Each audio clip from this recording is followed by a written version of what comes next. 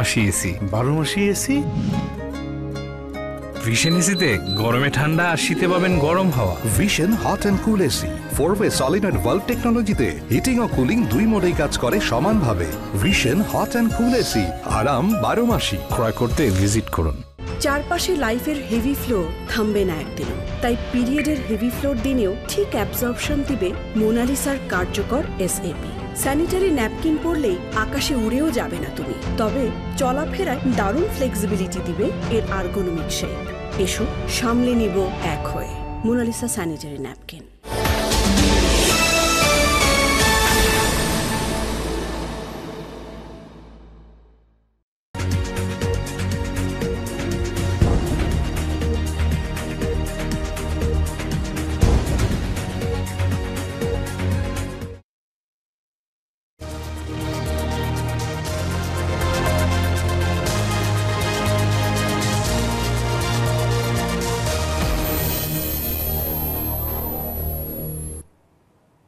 স্বাগত গ্লোবাল টাইমে। বিশ্বের নানা প্রান্তের খবর নিয়ে আপনাদের সাথে আছি আমি জান্নাতুল ফেরদৌস রুবা। শুরুতেই জানিয়ে দিব শিরোনাম।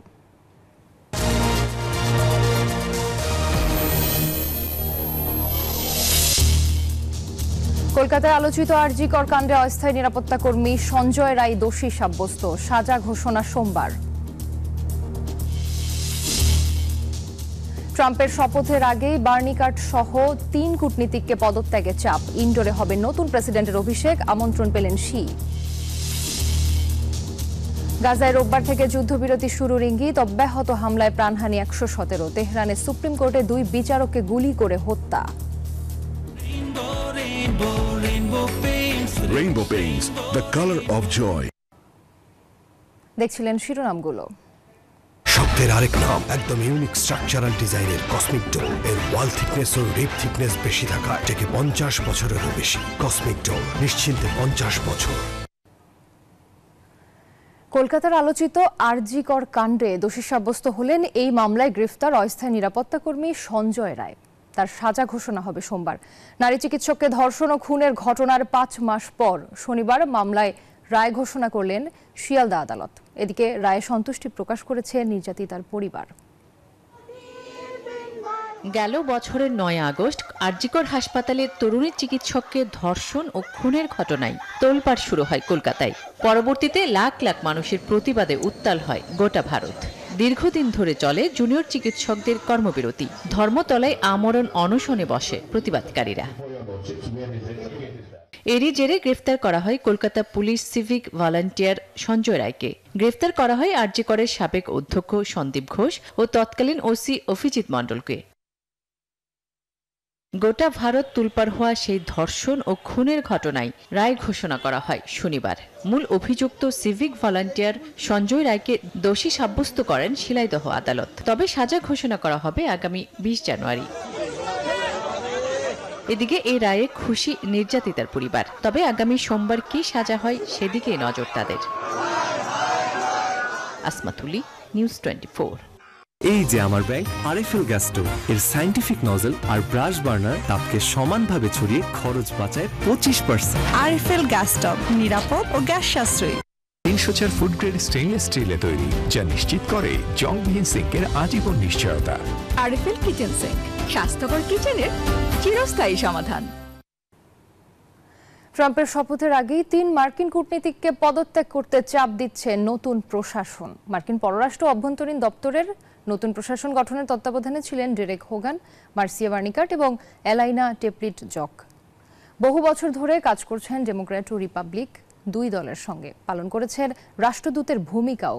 ক্ষমতায় আসার পরে 3 কূটনীতিককে নিজ নিজ পদ থেকে সরে দাঁড়াতে বলেছেন প্রেসিডেন্ট ডোনাল্ড ট্রাম্প। এ বিষয়ে এখনও কোনো মন্তব্য করেননি এ 3 কূটনীতিক।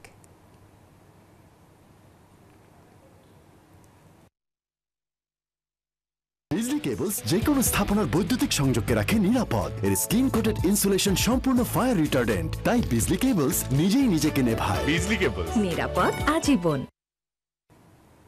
4 দশক পর ঘটনার পুনরাবৃত্তি। ট্রাম্পের শপথ ইন্ডোরে। সোমবার যুক্তরাষ্ট্রের ৪৭তম প্রেসিডেন্ট হিসেবে দ্বিতীয় মেয়াদে শপথ নেবেন ডোনাল্ড ট্রাম্প। তবে তীব্র শীতের কারণে এবারের শপথ অনুষ্ঠিত হবে ক্যাপিটল হিলের কংগ্রেস ভবনের ভেতরে।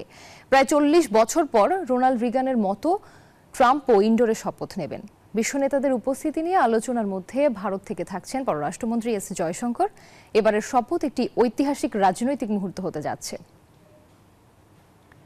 ঐতিহাসিকভাবে মার্কিন প্রেসিডেন্টের শপথ গ্রহণের অনুষ্ঠান খোলা জায়গায় অনুষ্ঠিত হলেও তীব্র শীতের কারণে এবার শপথ গ্রহণ হবে ক্যাপিটল হিলের কংগ্রেস ভবনের ভেতরে। অনুষ্ঠানটি লাইভ সম্প্রচারিত হবে।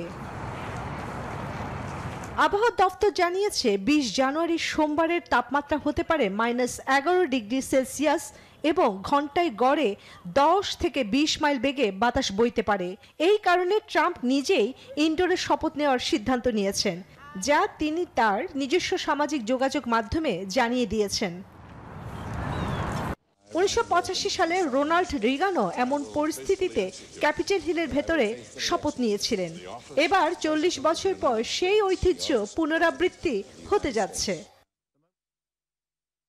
এদিকে ট্রাম্পের শপথ গ্রহণ অনুষ্ঠানে অংশগ্রহণ করতে আমন্ত্রণ পেয়েছেন বিশ্ব নেতারা। চীনের প্রেসিডেন্ট শি জিনপিং আমন্ত্রিত হলেও ভারতের প্রধানমন্ত্রী নরেন্দ্র মোদী আমন্ত্রণ পাননি। তবে ভারত থেকে উপস্থিত থাকবেন পররাষ্ট্রমন্ত্রী এস জয়শঙ্কর। এছাড়া ইউরোপের মধ্যমপন্থী নেতাদের বাদ দিয়ে বেশ কিছু দক্ষিণপন্থী ও জাতীয়তাবাদী নেতারা আমন্ত্রণ পেয়েছেন। ট্রাম্পের অভিষেক অনুষ্ঠান এবার শুধু যুক্তরাষ্ট্র নয়, পুরো বিশ্বের জন্য এক গুরুত্বপূর্ণ রাজনৈতিক মুহূর্ত হয়ে দাঁড়াবে। এটি একটি ঐতিহাসিক শপথ গ্রহণ অনুষ্ঠান, যেখানে শীতকালের আবহাওয়া ও বিশ্ব রাজনীতির প্রভাব একসাথে মিশে যাবে। চন্দ্রা, নিউজ 24। আর মাত্র একদিন পর যুক্তরাষ্ট্রের প্রেসিডেন্ট হিসেবে শপথ নেবেন ডোনাল্ড ট্রাম্প। কিন্তু তিনি কেন পাকিস্তানের রাস্তায় ঘুরে ঘুরে গান শুনিয়ে খাবার বিক্রি করছেন? পাকিস্তানের শাহিওয়ালের রাস্তায় তাকে দেখে অনেকেই অবাক হয়েছেন। এ কোন ট্রাম্প? চলুন দেখে আসি।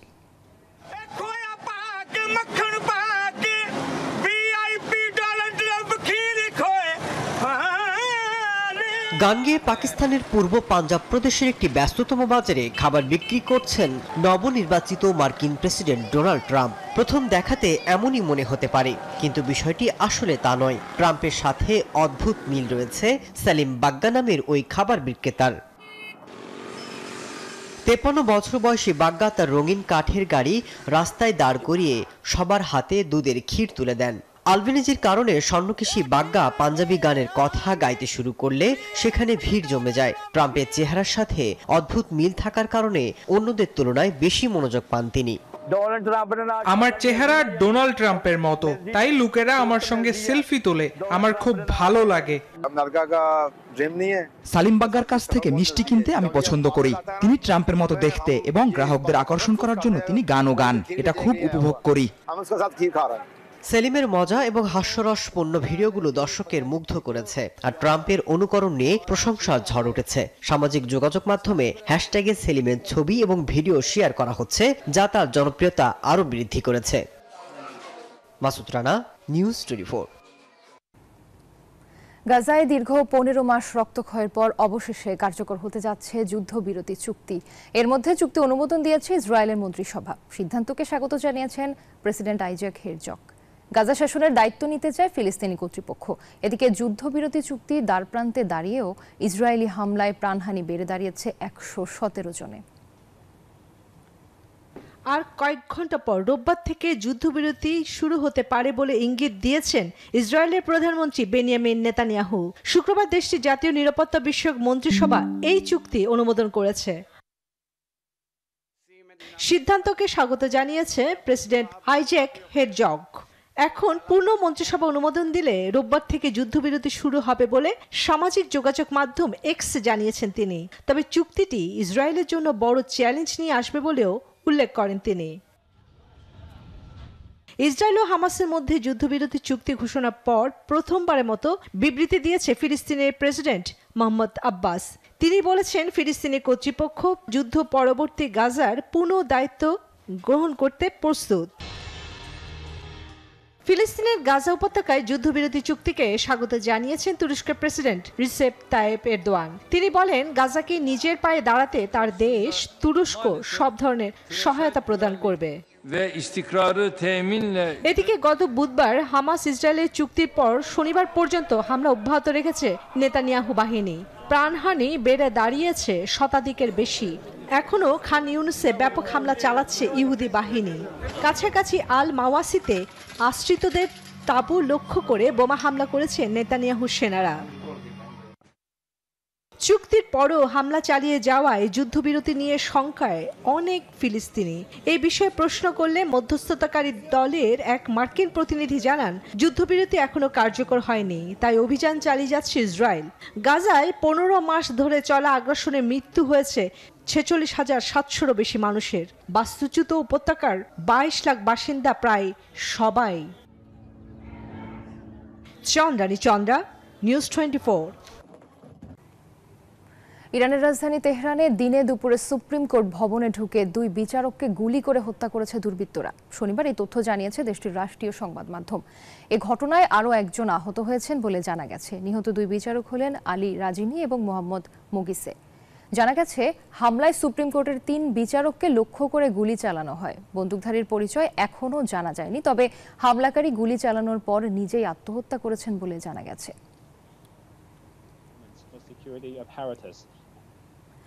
যুদ্ধবিধ্বস্ত লেবানন থেকে দেশে ফিরলেন আরও 47 প্রবাসী। শুক্রবার রাতে তারা ঢাকার শাহজালাল আন্তর্জাতিক বিমানবন্দরে পৌঁছান। লেবানন থেকে ফেরত আসায় বাংলাদেশিদের বিমানবন্দরে অভ্যর্থনা জানান পররাষ্ট্র মন্ত্রণালয়, প্রবাসী কল্যাণ ও বৈদেশিক কর্মসংস্থান মন্ত্রণালয় ও IOM এর কর্মকর্তারা। IOM এর পক্ষ থেকে প্রত্যেককে 5,000 টাকা পকেট মানি, কিছু খাদ্য সামগ্রী ও প্রাথমিক চিকিৎসার ব্যবস্থা করা হয়। এখন পর্যন্ত 19টি ফ্লাইটে মোট 1,246 জন বাংলাদেশিকে লেবানন থেকে দেশে ফিরিয়ে আনা হয়েছে।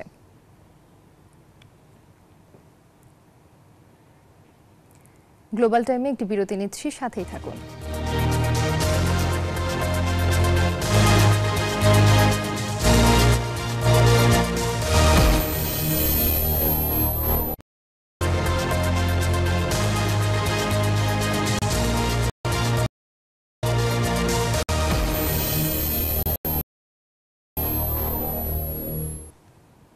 দর্শক, আবারও স্বাগত। দেখছেন গ্লোবাল টাইম। ট্রাম্পের অভিষেক অনুষ্ঠানের আগে বৃহত্তর কৌশলগত অংশীদারিত্ব চুক্তি করল রাশিয়া ও ইরান। জ্বালানি এবং পরমাণু সহায়তা একসাথে কাজ করার অঙ্গীকার করেছে উভয় দেশ। এদিকে রাশিয়া ও ইরানের মধ্যে এ ধরনের চুক্তি পশ্চিমাদের উদ্বেগের কারণ হতে পারে বলে মনে করছেন বিশ্লেষকেরা। সম্পর্ক উন্নয়নে হাতে হাত মেলালো রাশিয়া এবং ইরান। ইরানের প্রেসিডেন্ট মাসুদ পেজেশকিয়ান রুশ প্রেসিডেন্ট ভ্লাদিমির পুতিনের সাথে বৈঠক করেন। এ সময় রাশিয়া এবং ইরানের মধ্যে কৌশলগত অংশীদারত্ব চুক্তি স্বাক্ষর করেন উভয় নেতা। পেজেশকিয়ানের ইরানের প্রেসিডেন্ট নির্বাচিত হওয়ার পর প্রথমবারের মতো ক্রেমলিন সফর করছেন। এ সময় জ্বালানি, পারমাণবিক কর্মসূচি সহ দ্বিপাক্ষিক সহায়তায় কৌশলগত অংশীদারত্ব চুক্তিতে পৌঁছান উভয় নেতা। পুতিন জানান, ইরানের সাথে সম্পর্ক উন্নয়নে নতুন দিগন্তের সূচনা হবে। আমরা উভয় একমত যে পরমাণু ও জ্বালানি খাতে সহায়তায় একসাথে কাজ করতে হবে। আমাদের সম্পর্ক উন্নয়ন শুধু উভয় দেশের নয়, এটি উভয় অঞ্চলের স্বার্থ বজায় রাখবে। এদিকে ঘনিয়ে আসছে মার্কিন প্রেসিডেন্ট ডোনাল্ড ট্রাম্পের অভিষেকের সময়। ঠিক এমন সময় রাশিয়ার সাথে ইরানের সম্পর্ক ঘনিষ্ঠ হওয়া পশ্চিমাদের উদ্বেগ বাড়িয়েছে। তবে মস্কো এবং তেহরান উভয় দাবি করছে তাদের এই সম্পর্ক অন্য কোনো দেশের বিরুদ্ধে নয়। মাসুদ রানা, নিউজ 24। যুক্তরাষ্ট্রে এবার আনুষ্ঠানিকভাবে নিষিদ্ধ হলো চীনের ভিডিও শেয়ারিং অ্যাপ টিকটক। এর আগে দেশটির আইন প্রণেতারা এটি নিষিদ্ধ করলেও এই সিদ্ধান্তের বিরুদ্ধে সুপ্রিম কোর্টের দ্বারস্থ হয় অ্যাপটির পরিচালনাকারীরা। তবে সর্বসম্মতিক্রমে নিষিদ্ধের পক্ষেই রায় দিলেন আদালত। মার্কিন আইন প্রণেতারা গত বছরের এপ্রিলে এ নিয়ে একটি আইন পাশ করেন। এতে টিকটকে শর্ত দেওয়া হয়েছিল চীনের প্যারেন্ট কোম্পানির সঙ্গে তাদের সম্পর্ক ছিন্ন করতে হবে। বিষয়টিকে জাতীয় নিরাপত্তার জন্য হুমকি হিসেবে অভিহিত করে তারা সিদ্ধান্ত নেন 2025 সালের 19 জানুয়ারি থেকে নিষিদ্ধ হবে অ্যাপটি।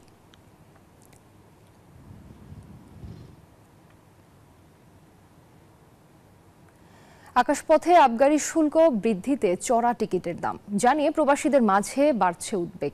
এদিকে ফ্লাইট সংকটে ভোগান্তিতে কুয়েত প্রবাসীরা। সংশ্লিষ্টরা বলছেন, দ্রুত প্রবাসীদের পরিবহন সংকট দূর না হলে বিপুল রেমিটেন্স হারানোর শঙ্কা রয়েছে।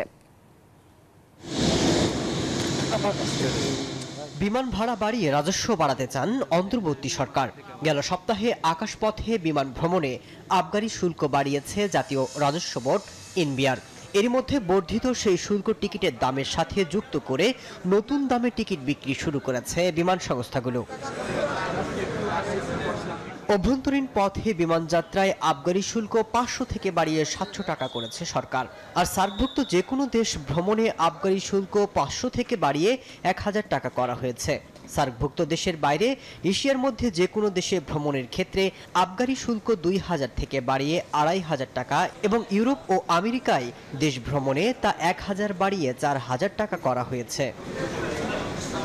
সম্প্রতি মধ্যপ্রাচ্য সহ বিভিন্ন গন্তব্যে ফ্লাইটের ভাড়া বেড়েছে কয়েক গুণ। এতে কর্মস্থলে ফিরতে চরম ভোগান্তি পোহাতে হচ্ছে প্রবাসী শ্রমিকদের। এবার বর্ধিত সেই শুল্ক টিকিটের দামের সাথে যুক্ত হওয়ায় বিপাকে পড়েছেন প্রবাসীরা। আগে টিকেটের দাম আছিল 90 টাকা, এখনো টিকেটের দাম 200 টাকা। আগে বিমান আছিল, এখন বিমান নাই। আমরা বাংলাদেশ যাইমু কিলা, এই ধর্মুখী ভাবে। এদিকে 26 এপ্রিল থেকে 11 জুলাই এই আড়াই মাসে কুয়েত ঢাকা কুয়েত রুটে বিমান বাংলাদেশ এয়ারলাইন্সের ফ্লাইট মাত্র 3টি। ওই সময় ঈদের ছুটিতে দেশে আসার পরিকল্পনা করছেন অনেক প্রবাসী, কিন্তু বিমানের ফ্লাইট না থাকায় চড়া দামে এয়ারলাইন্সের টিকিট কিনতে বাধ্য হচ্ছেন তারা। আবার অনেকে ঈদের ছুটিতে দেশে আসার পরিকল্পনাও বাতিল করেছেন। দেশে যাওয়ার চিন্তা ভাবনা করছিলাম ঈদে, তো বিমান নাই, তো অন্যান্য এয়ারলাইন্সের যে দাম, তো মনে হয় না সামনে যাওয়া হইব। এমন অবস্থায় ক্ষতির মুখে ট্রাভেল এজেন্সিগুলো। মাসুদ রানা, নিউজ 24। অস্ত্রোপচারের পর এখন শঙ্কামুক্ত বলিউড অভিনেতা সাইফ আলী খান। তিনি সুস্থ হয়ে উঠেছেন বলে জানিয়েছেন মুম্বাইয়ের লীলাবতী হাসপাতালের চিকিৎসকেরা।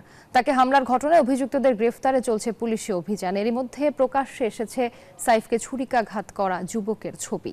এদিকে কঠিন এই সময়ে সংবাদ মাধ্যম ও পাপ্পারাজিদের ভুয়া খবর ও গুজব ছড়ানো থেকে বিরত থাকার আহ্বান জানিয়েছেন সাইফের স্ত্রী কারিনা কাপুর খান। বুধবার মধ্যরাতে মুম্বাইয়ের পশ্চিম বান্দ্রার নিজ বাসায় দুর্বৃত্তদের ছুরিকাঘাতের শিকার হন বলিউড তারকা সাইফ আলী খান। পরে রক্তাক্ত অবস্থায় সাইফকে মুম্বাইয়ের লীলাবতী হাসপাতালে ভর্তি করা হয়। অস্ত্রোপচারের পর এখন অভিনেতা শঙ্কামুক্ত, রয়েছেন আইসিইউতে। এই ঘটনায় জড়িতদের গ্রেপ্তারে জোর তদন্ত চালাচ্ছে পুলিশ।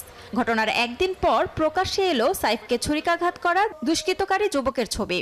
বাড়ির সিসিটিভি ক্যামেরার ফুটেজে আপৎকালীন সিঁড়ি দিয়ে নামতে দেখা যায় তাকে। তবে ছবিতে চেহারা দেখা গেলেও তার পরিচয় এখনো শনাক্ত হয়নি। ভারতীয় গণমাধ্যমের প্রতিবেদনে বলা হয়েছে, ওই দুষ্কৃতকারী ধারালো অস্ত্র দেখিয়ে সাইফের গৃহপরিচারিকাকে হুমকি দেয় এবং তার কাছে 1 কোটি টাকা দাবি করে বলে প্রাথমিক তদন্তে জানতে পেরেছে পুলিশ। বিষয়টি নিয়ে একাধিক তদন্ত দল কাজ করছে। আমরা জানতে পেরেছি অভিযুক্ত ব্যক্তি প্রবেশের জন্য ফায়ার এক্সিট ব্যবহার করেছিল। এটি একটি চুরির চেষ্টা ছিল। এদিকে স্বামীর অস্ত্রোপচারের পর প্রথমবারের মতো মুখ খুলেছেন স্ত্রী কারিনা কাপুর খান। ইনস্টাগ্রামে দীর্ঘ পোস্টে তিনি অনুরোধ করেন, কঠিন এই সময়ে যেন সংবাদ মাধ্যম এবং পাপারাজ্জিরা যেন ভুয়া খবর ও গুজব ছড়ানো থেকে বিরত থাকে। বর্তমানে 2 সন্তানকে নিয়ে বোন কারিশমা কাপুরের বাড়িতে আশ্রয় নিয়েছেন তিনি। Desk report, news 24। Global time শেষ করার আগে শিরোনামগুলো জানিয়ে দিব আরো একবার।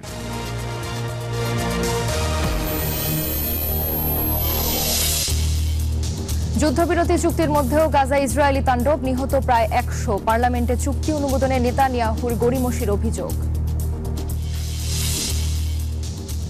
বিদায়ী ভাষণে অভিজাততন্ত্র নিয়ে মার্কিনীদের সতর্কবার্তা বাইডেনের। মৌলিক অধিকার ও স্বাধীনতা রক্ষায় সবাইকে এগিয়ে যাওয়ার আহ্বান। নিজ বাড়িতেই দুর্বৃত্তের হামলার শিকার সাইফ আলী খান। অস্ত্রোপচারের পর আছেন আইসিইউতে। ঘটনা তদন্তে মুম্বাই পুলিশ।